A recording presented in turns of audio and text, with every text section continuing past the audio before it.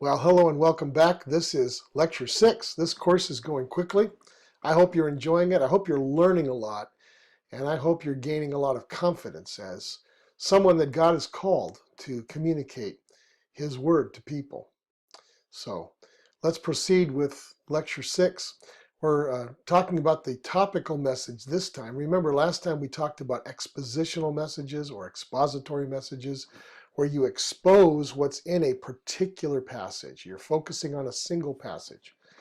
In the topical message, it's organized around a specific issue, need, or subject that is of some importance or interest to the audience. So you're approaching it from a topic, or a subject, and then you're going to go to the scripture to find what the Bible says about that subject. So it's kind of the opposite of exposition. The topic is addressed using scriptural passage or passages that speak to the particular subject that you're interested in, either directly or by principle. So in a topical message, issues determine the choice of text. Exposition, issues come out of the text. Topic, issues determine the choice of the text that you're going to be working with. All right, so the challenge in a topical message is choosing a topic that's appropriate for the audience and then accessing scriptural teaching on that topic. So you've got to figure out what is it that people really need to hear. In an expositional message, you just go to the passage and whatever's in there, that's what you teach. But in a topical message, you choose the subject or the direction of the message first and then go to the Bible to see what the Bible has to say about it. So you might ask yourself, are people asking questions? Have people been asking me a number of questions, or have I heard that people are questioning certain things? Is there some kind of public problem or issue? Do I sense a lack of knowledge or maturity in the people that I'm going to be speaking to? That will help you determine topics that you'll want to address. Accessing scriptural teaching on a chosen topic may be in a very direct way. So scripture may teach the topic directly. For example, let's say that you decide that, what is a virtuous woman? This is something a lot of women are asking about, let's say, all right? So they're asking, what does it mean to be a godly woman? What does it mean to be a woman that God is pleased with? Well, there are some passages that deal with that topic very directly. For example, Proverbs 31, verses 10 through 31 gives the qualities of a virtuous woman. So you've chosen the topic first, you've found a place in the Bible that deals with that very topic, and then you go into that passage and find out what's in there.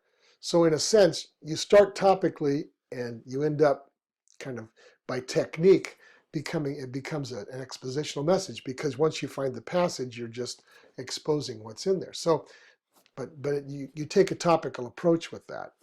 That's one way of doing it. But scripture may also teach on the subject by principle or analogy. So it may not directly deal with the exact topic you're interested in.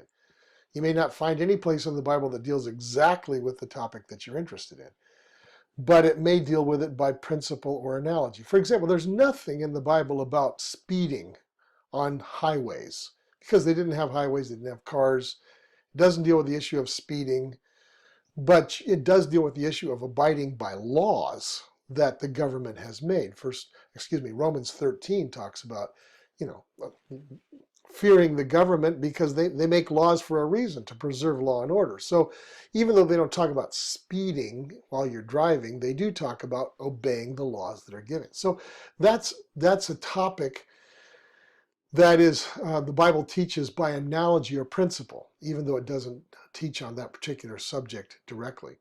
Another one would be the principle of respect for the convictions of other Christians on questionable matters. Now that's taught by analogy in 1 Corinthians 8, 1 through 13. 1 Corinthians 8, 1 through 13 deals with the issue that was very important to first century Christians about whether or not I should eat meat that I think pretty sure was sacrificed in a pagan ritual and then sold to a butcher later. So in other words, if I know that this meat started out as a pagan sacrifice, even though I bought it from a butcher, should I eat the meat? And the answer in 1 Corinthians 8 is that it's a matter of conscience. If to you it's just meat, it doesn't matter where it came from, then eat it. If your conscience really bothers you about that, then it's probably better that you don't. Now, we don't have meat sacrificed to idols in general in the world that most of us live in. So the principle here is, what does God teach about conscience when it comes to questionable matters? So for example, we do sometimes have different opinions as Christians on whether we should drink alcohol, whether we should smoke, what kinds of movies we should see, what kinds of entertainments we should watch. I'm not talking about the things that are expressly forbidden in Scripture, drunkenness, for example, or watching movies that clearly are, immoral. I'm talking about things that Christians could have different opinions about. And the principle there is, if it bothers you, don't do it. If it doesn't bother you and you're not sinning, then do it. It's okay. So remember that the topic may be taught directly in Scripture, or it may be taught by principle or analogy. Notice that Jesus almost always taught topically. I find that very fascinating. There may be one or two instances where Jesus is teaching expositionally. I think about that time when he first started his ministry, where he was in the synagogue in Nazareth and he stood up and he was the reader for the day and he read Isaiah 61 and he kind of said that this applies to himself. It was about the Messiah coming and it applied to him. And so he used that expositionally. But almost every other time Jesus teaches topically. For example, he might teach in response to a public issue. In Luke chapter 13, he's dealing with a public issue. In response to a human problem, John 9, 1 through 7, was this man born blind for a reason? I mean, did he sin, or did his parents sin? In response to a specific question, Luke 11, 1 through 4, Jesus is dealing with a specific question from the crowd, from the disciples.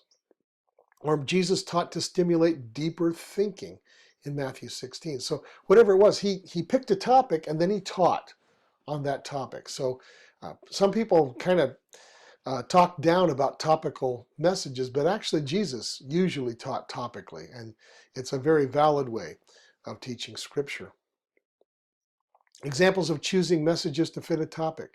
Sometimes you choose a single passage to teach a topic. Like I mentioned Romans 13, the Christian's attitude towards government. That's a single passage that would teach on that topic. And as I said, once you get to the single topic, it turns into an expositional message. But it starts out topical. In response to false teaching, Galatians 1, 6 through 7 deals directly with that in a single passage. But then you might also use multiple passages to teach a topic. For example, the use of spiritual gifts. You'd have to take information from 1 Corinthians chapters 12, 13, and 14, just for starters. There's also a passage on spiritual gifts in Ephesians 4. So there are a number of places where you would want to go if you're going to teach on spiritual gifts using multiple passages.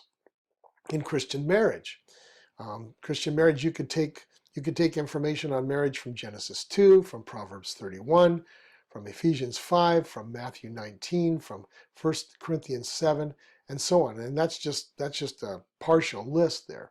So you might want to use a number of passages to find out what the Bible says about your particular topic. All right. So that's it for this lecture, Lecture 6. Be sure and do the exercises for this lecture, and we will see you in Lecture 7.